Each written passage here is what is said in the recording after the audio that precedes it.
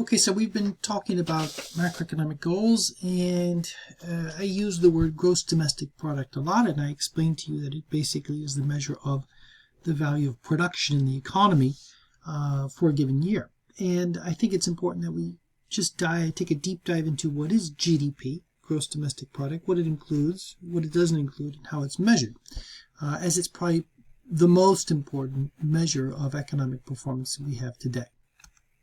So GDP is the value of all final goods and services produced within a country. So when we mean final, for example, if you're a company and you produce automobiles, in the production of the automobiles and the sales of automobiles, you'll buy an engine, you'll buy tires, you'll buy a whole bunch of things. Well, normally the value of all those intermediate goods and services are integrated in the value of the final goods. So if I've bought an engine, if we bought tires, if we bought wiring and seats and everything to buy a car, to build a car, when we say that the value of the production of cars is, 40 billion or whatever in a given year, that's going to include obviously the cost in the production of all those intermediate goods that went into it. So we're just going to count the value of final goods and services, and that's very important to keep in mind. Also, and we'll see this in a minute, we can measure this in many ways. We can measure it in the amount that was produced, but also we can measure by what people bought. The production is one way. We can go ask people and say, what's the value of production you've done in your company in the last year or 2 years, the last year. We could also ask people how much they spent and what did they buy. And there's actually a third way, and we'll see that in a minute. So there's two key ways we do measure GDP.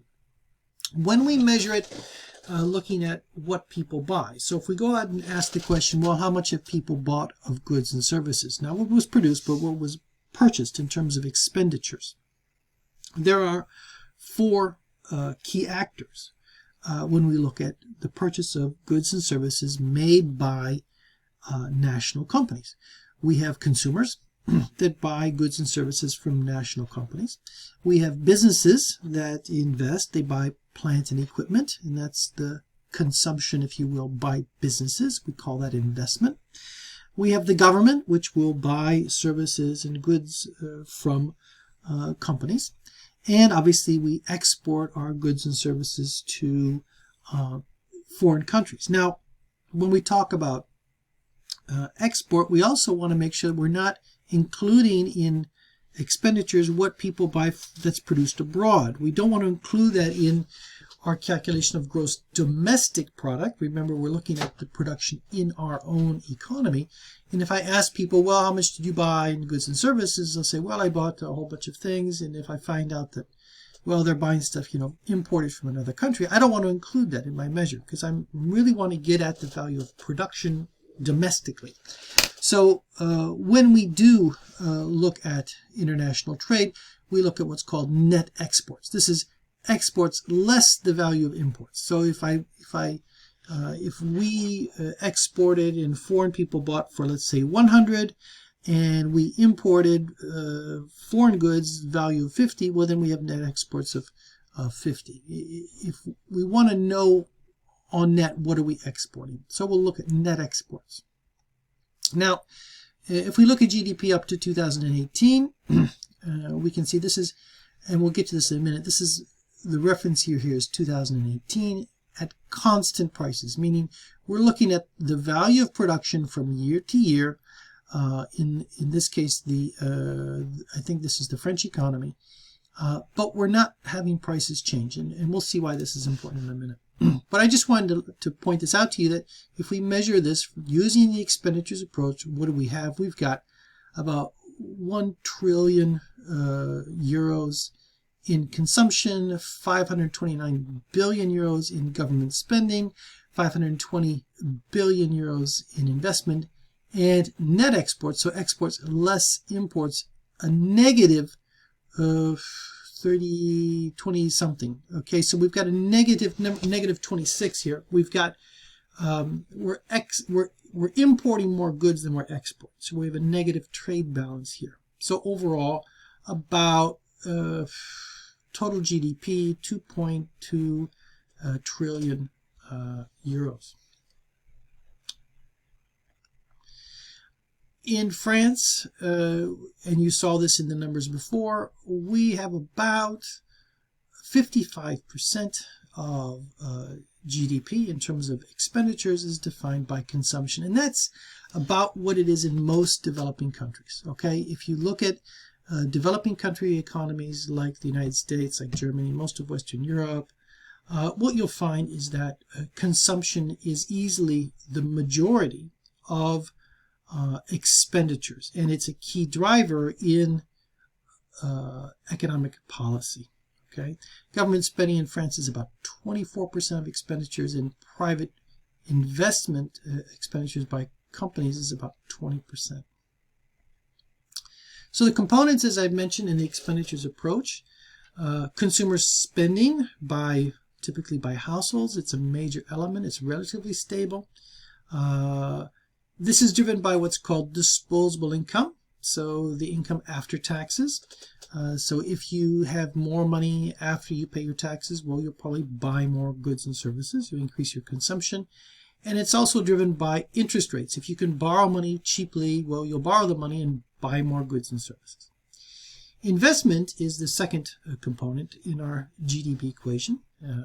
And investment is the purchase of plants and equipments, primarily by businesses. It's a smaller factor than consumption, but it's an indication of job creation. When investment is rising, that means that business firms are very positive about the future and will probably hire more people. This is driven again by interest rates. If interest rates are low, companies will borrow money and invest in plant and equipment, and expectations about the economy. If we think the economy, and if we think we're going to be able to, if we think the economy will do well, and if we think we're going to sell goods and services in the future, I'll invest now in new plant and equipment to be able to meet the expected demand. Government spending is pretty basic. This is the expenditures by the government on education, on military, on roads, national parks, whatever. This is stuff that they're spending on. And lastly, net exports is the trade balance. It's exports less imports. Again, we're only interested in measuring what we produce, the value of national production. So we don't want to include, we want to remove anything we've consumed that was purchased abroad, but we do want to include anything that was purchased by foreign nationals outside of the country, because it's what we produced. Now, the GDP output approach, we can measure by the types of goods we produce. We produce many different types of goods. We produce durable and non-durable goods. We produce services as well. And this is a second way we can measure GDP. So it's not what we bought, but what we produced. And when you take GDP apart in terms of what's produced, what's very interesting is that services play an extremely important role in the economy, representing about 70% of GDP. And this is true for a lot of developed countries, today, where agriculture represents almost nothing as a percentage of GDP, and services represent a huge amount of GDP when looking at it from the output measure of GDP. Now, a third way you can measure GDP is through income, because when you produce goods and services, you have to pay people for their work, and that means it's income for somebody else, or you pay somebody to you buy intermediate goods and services, and they use that as their income. So every time you're producing something, you're also providing your factors of production with income. You're telling them, here, thanks for your work, here's your income. So we can actually measure all of the income, and again, we have to include dividends and financial income and whatnot. But if we add it up, we'll come exactly to the same value that we also had in the expenditures and the production level. And so we can use a third measure, which is measuring the income that we generate for the factors of production. And if we use numbers, and this is from the OECD if I'm not mistaken, here you have the three different ways to measure GDP. You have the production, the output approach, the expenditures approach, and you have the income approach. And we get to, unless we have some really bad accountants somewhere, we should get to the same value every time because we're measuring the same thing. GDP, it's really important to avoid double counting. So again, we count consumption, investment, government spending, and net exports. What we do not count, again, I mentioned this in the beginning, we don't count intermediate goods. So when I produce something, I'm buying things, I'm transforming that. You know, a baker is transforming flour, water into bread. We don't include the production of flour in the calculation because it should be included in the value of the bread. So we're not going to count that. We're not going to include transfer payments and non-market activities. So this is money that's going from the government to somebody else that will buy goods and services. A transfer payment is money I give to somebody, maybe for welfare reasons, for well-being. The people then get that money and they buy the goods and services. I can't count the money twice. We don't include used goods because used goods were already counted in the past. If I'm buying goods and services, I want to look at the production, annual production of goods and services. And if I buy a used car, well, it was already counted years ago. It was produced years and years ago. And it was already counted somewhere in GDP. And illegal goods are obviously not counted because we can't find them. We can't track that, and it's not something we count in GDP. Now, an important element here is the difference between real and nominal GDP. The nominal value of an economic statistic is what we measure in the actual price, and the real value of something has to be adjusted for inflation. Nominal GDP measures the production of goods and services using today's prices. So if prices rise, well, we'll basically say, hey, prices rise, so the value of goods and services we produce went up. Well, yes and no. The value went up because prices went up, but we didn't produce more goods. Imagine we produce, I don't know, coffee cups, and our economy produces the same amount of coffee cups from one year to the next, but the price went up. Did we produce more goods and services? No, the increase in the value was just from prices. And economists are interested in what we produce, the quantity we produce, because that's what's going to drive, for example, how many people work. If we have a higher price but we produce the same amount, we're not going to hire more people. So we're interested in the real value, the quantity of production overall, and that's going to be reflected in real GDP. And I'm going to give you a quick example here of what this means. Here we have a very simple economy. We're producing apples, bananas, grapes, and raspberries, and you see the quantity that's being produced in 2001, the price of those goods and services in 2001. We see the quantity in our economy produced in 2002 of apples. Okay, so we're producing the exact same number of apples, grapes, bananas, and raspberries in 2002, but the price, you can see, of apples went from 50 cents to 75. The price of bananas went up from 20 to 25. The price of grapes went from 65 to 70, and the price of raspberries actually went down to 190. And in 2003, suddenly we see that production of apples goes from 10 to 16. Production of bananas stays the same at 12. Grapes production doubles from 2 to 4, and raspberries production doubles from 1 to 2. And we also have maybe some increase in prices here. The price of apples went up, the price of grapes went up, and the price of raspberries went up as well. So the question is, how do we calculate nominal and real GDP? Well, nominal GDP is calculated by multiplying the quantities in a year times the prices in a year. So here we can calculate that out, and you can see that I've got, for example, 10 apples at 50 cents each. That's €5 an apple. In 2002, I've got 10 apples at 75 cents each. That's €7.50 of apples. And in 2003, 16 apples, 85 cents each. That's €13.60 of apples. Now, if I were to calculate nominal GDP for every year, what do I see? I can add up the total values, 5, 240, 132, etc. I have €10.07 I spent on apples, bananas, grapes, and raspberries in 2001. I have €13.80 I spent on the exact same quantity of production in 2002. And I have $24.30 in 2003. And this is nominal GDP. This is the value of goods and services produced using today's prices. And if we look at that, we see it's rising. We see we went from 10.7 to 13.8 between 2001 and 2002, but we know that production did not increase.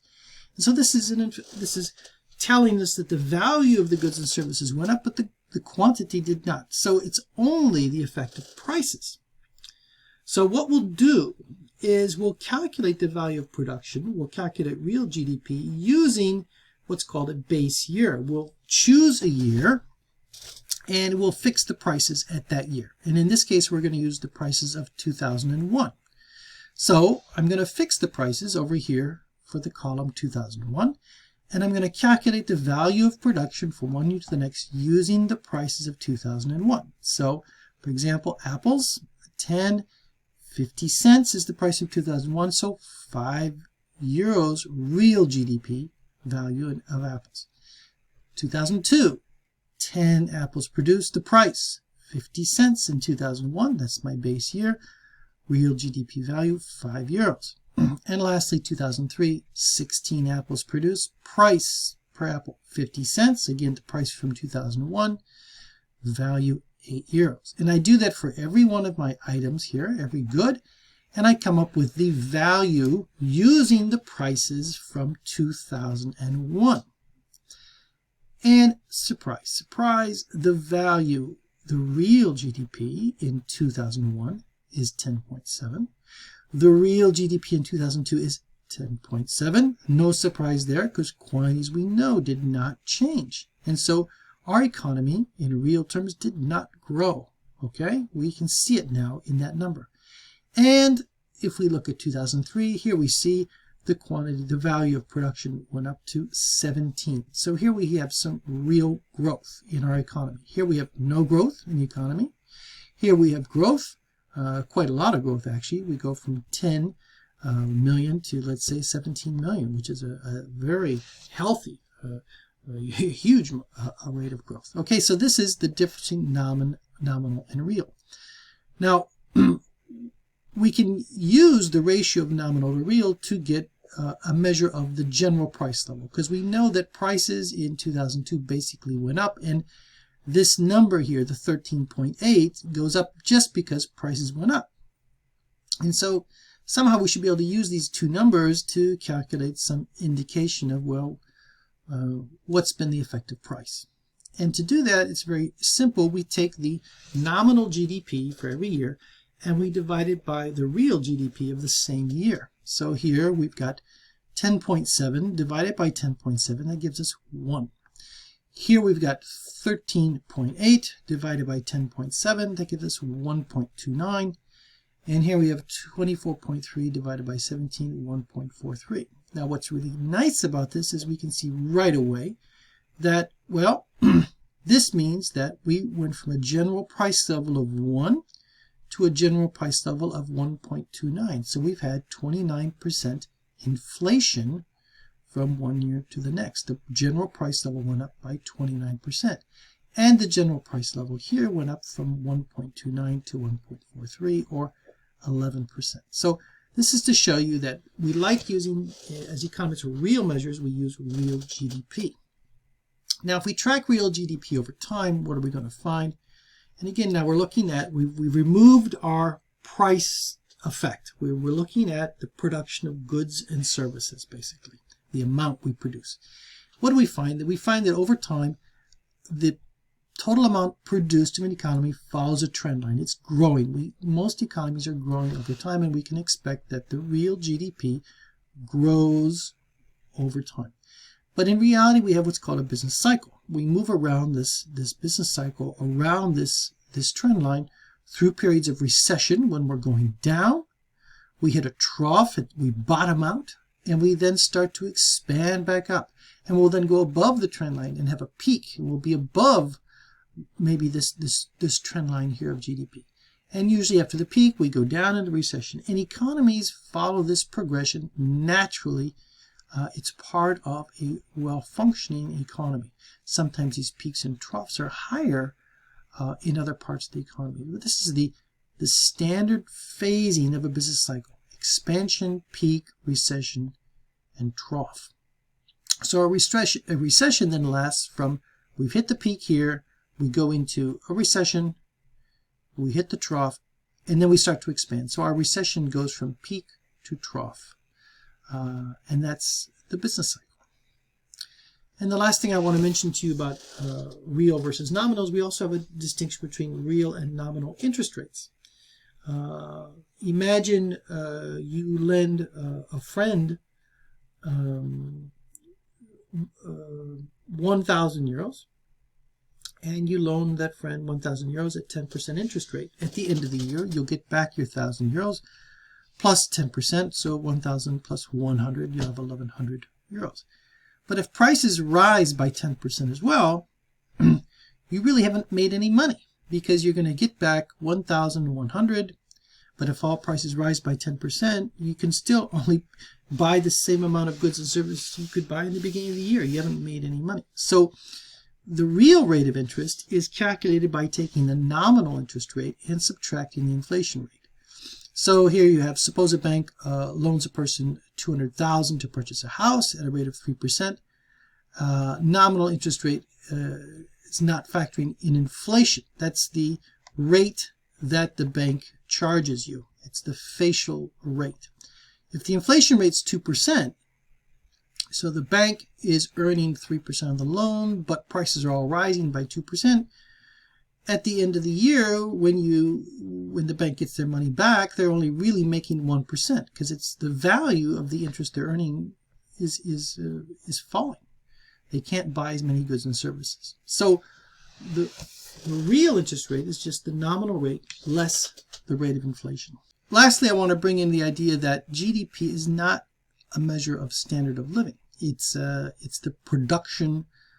We can look at the production per capita or production per member of the population, but GDP is not a measure of standard of living. It is a measure of production, and the two are not the same thing. GDP does not include leisure time. It doesn't include inequality measures. It doesn't include a whole bunch of things. And to give you an example of that, here you have, for example, a GDP per capita.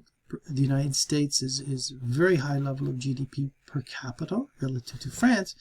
But other measures of well-being, for example, here we have the number of hospital beds per 1,000 people.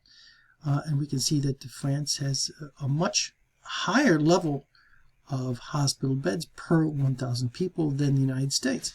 There are other measures, for example, of life expectancy, where the people live longer in France than they do in the United States. So GDP does not tell the whole story. Don't confuse GDP with well-being, please. They're two different things.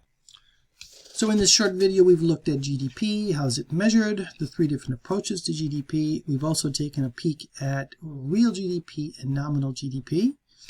We've discovered one way to measure inflation using what's called the deflator. And we've quickly looked at what is a real interest rate. See you next time. Take care. Bye.